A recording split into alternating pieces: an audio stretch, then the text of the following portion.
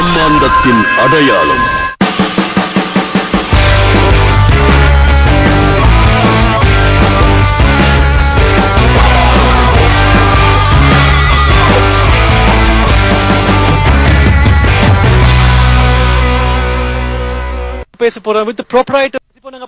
with the proprietors of Divya Films. Now, they are filmmakers and also entrepreneurs in their own right. Let me introduce Mr. Shanti Shokalingam and welcome to the show, sir. And thank you for this opportunity. Thank you, sir. இந்த மாதிரி ஒரு டிஜிட்டலா remake பண்றதுக்கு it's almost you can say a new trend. A lot of industries are doing this. இந்த படத்துல what is the most hardest aspect of the remastering, ma'am? என்ன ஹார்டா இருந்துச்சு? எந்த ப்ராஜெக்ட் கொஞ்சம் கஷ்டமா இருந்துச்சு? 35mm ஃபிலிமா இருக்குல்ல, அதை வந்து ஸ்கோப்ல காட்டணும். நம்பர் 1. அதுக்கடுத்தது வந்து it is a picture side. Sound side வந்து மோனோ வந்து டிடிஎஸ் பண்ண முடியுமா அப்படின்றத நான் டிடிஎஸ் பண்ண முடியுமா அப்படின்னு சொல்லி ஒரு சின்ன ஆசையில என்னென்னமோ ட்ரை பண்ணி பார்த்தேன். அந்த ஒரிஜினாலிட்டி மாறாமல் பண்ணணும்ன்றது எங்க ஃபார்முலா. அந்த ஒத்தென்டிசிட்டி மெயின்டைன் பண்ணிட்டு அது எலிவேட் பண்றது தான் நீங்க ட்ரை பண்ணி அதை தான் ட்ரை பண்ணணும். அந்த ரெண்டு மெயின் அதுதான். ஆஸ் இட் இஸ் டிடிஎஸ் ஃபார்மெட்ல வரணும். 5.1 சரௌண்ட் வரணும். அந்த ஒரிஜினாலிட்டி மாறக்கூடாது. எக்காரணம் கொண்டும் அந்த ஒரிஜினல் மியூசிக்கே வரணும் அப்படின்ற ஒரே ஒரு கான்செப்ட்ல தான் நாங்கள் 2 பேரும் எங்கெங்கயோ இந்த கோடம்பாக்கம் சைடில் இருந்த எல்லா சவுண்ட் இன்ஜினியர்ஸ் எத்தனையோ சவுண்ட் இன்ஜினியர்ஸ் எல்லாம் போய் பார்த்தோம்.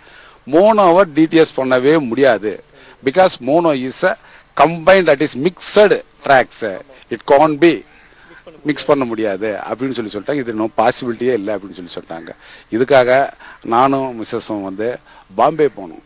பாம்பே போய் முகலியாசம் படத்தை வந்து டிடிஎஸ் பண்ணிருக்கதா சொன்னாங்க. ஸோ அந்த சோர்ஸ் ஏதாவது செய்ய முடியுமா அப்படின்னு சொல்லி அங்கேயும் போய் அந்த ஃபேமஸ் ஸ்டுடியோல எல்லாம் நாங்கள் என்கொயரி பண்ணோம். என்கொயரி பண்ணப்போ அப்போ தெரிஞ்சது இதில் வந்து மெட்ராஸ்லேயே வந்து சங்கீதா ஸ்டுடியோஸில் மிஸ்டர் HM சுப்பிரமணிய சார் இருக்காரு, அவர்கிட்டே அந்த இதெல்லாம் இருக்கு அப்படின்னு சொல்லி அவரை வந்து அப்ரோச் பண்ண முன்னாடி he himself told it can be succeeded அப்படின்னு சொல்லி he challenge and then mono வந்து டிடிஎஸ் பண்றதுக்கு பாசிபிலிட்டி இருக்குன்னு சொல்லி அதுக்கு ட்ரையல் எல்லாம் ட்ரை பண்ணி பார்த்தோம். இந்த மாதிரி படம் மேம் சார் கல்ச்சர் சேவ் பண்றதுக்கு ப்ரமோட் பண்றதுக்கு இதெல்லாம் டிஜிட்டலைஸ் பண்றதுக்கு ஐ பிலீவ் பர்சனலா சொல்றேன் it's maintaining and preserving our culture and our history sir.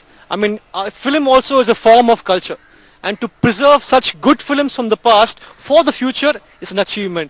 So I'm very happy to learn about that fact, sir. But before we go, ma'am, ipo one down future la enna panna poringa sir? Definitely I am having so many plans, sir. I don't want to declare now itself, solunga sir, because it is in process sir. Thank you again sir. Thank you ma'am. unga meet pannadhukku romba nandri. Thank you. kannukku kulamede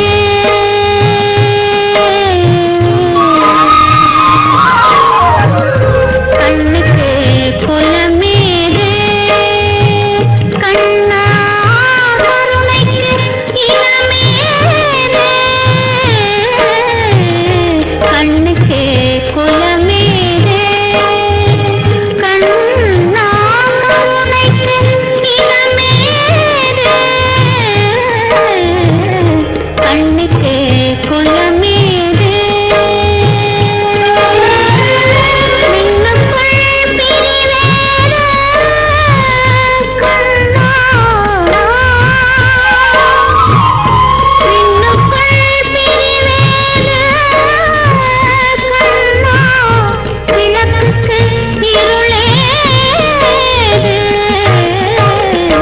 I'm standing beside a very special beside me, and that's Mr. AVM Kumaran. I'd like to thank this opportunity to talking with us. Thank you, Mr. Kumaran, sir, for this opportunity.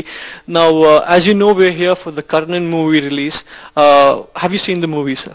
நான் இந்த படத்தை பலமுறை பார்த்துருக்கேன். தமிழில் அந்த காலத்தில் release ஆகும்போது இது வந்து அந்த காலத்தில் எங்கள் தகப்பனார் ஏவி மெய்யப்ப செட்டியார் அவரே இந்த படத்தை பார்த்து பிரம்மாண்டமான படம், பந்துலு வந்து உண்மையிலேயே ஒரு அட்வென்ச்சரஸ் ப்ரொடியூசர் அப்படின்னு அவரை பாராட்டியிருக்காங்க. இவரை வந்து சிசில் பி டிமிலியோட கம்பேர் பண்ணியிருக்காங்க எங்க தகுந்தார். ஏன்னா இன்னைக்கு ஹாலிவுட்ல சிசில் பி டிமிலி தான் கூட்டங்கள் நிறைய வச்சு பிரம்மாண்டமான ஹிஸ்டாரிக்கல் பிக்சர் எடுக்கிறவங்க.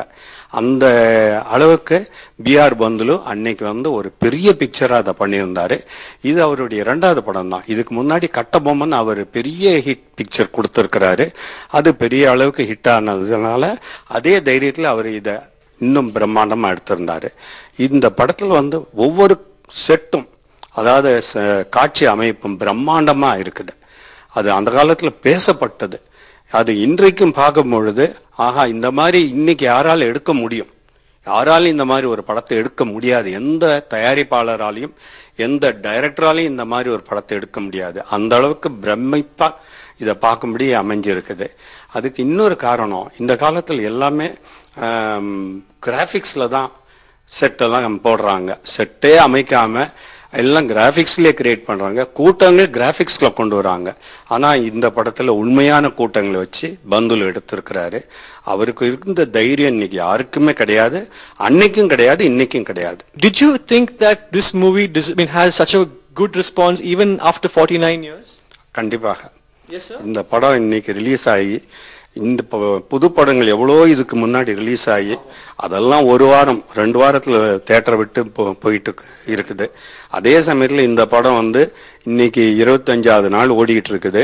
இன்னைக்கும் பாருங்க கூட்டம், புது படம் ரிலீஸ் ஆன மாதிரி கூட்டங்கள், ஜனங்கள் தியேட்டர்ல பார்த்துட்டு இருக்காங்க. அதுக்கு காரணமே இந்த படத்துல இருக்கிற விறுவிறுப்பும், அதுல அருமையான பாடல்களும், அந்த காட்சி அமைப்புகளும், திரு சிவாஜி கணேசன் அவர்களின் பிரம்மாண்டமான நடிப்பும், அவருடைய வச்சன உரிப்பும் உச்சரிப்பும் எல்லாம் சேர்ந்து இந்த படத்தை ஒரு பெரிய அளவுக்கு ஒரு புது படம் போல இன்னைக்கு தியேட்டர்ல ஜனங்க பார்க்கும்படியா இன்னைக்கு அமைஞ்சிருக்கு. பிரம்மாண்டத்தின் உச்சமாய் மகாபாரதத்தின் கம்பீரம், மகாரதி கர்ணன் என்ற மதிப்புக்குரியவன் நீ.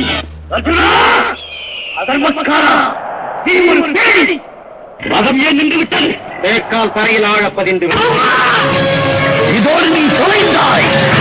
நமது பாரத நாட்டின் பொக்கிஷம் கர்ணன் நேற்று பாயுமின் கரங்கள் வலுவிழந்த மலனாக மாற காரணம் தருமம் அவன் தலையை காக்கிறான்.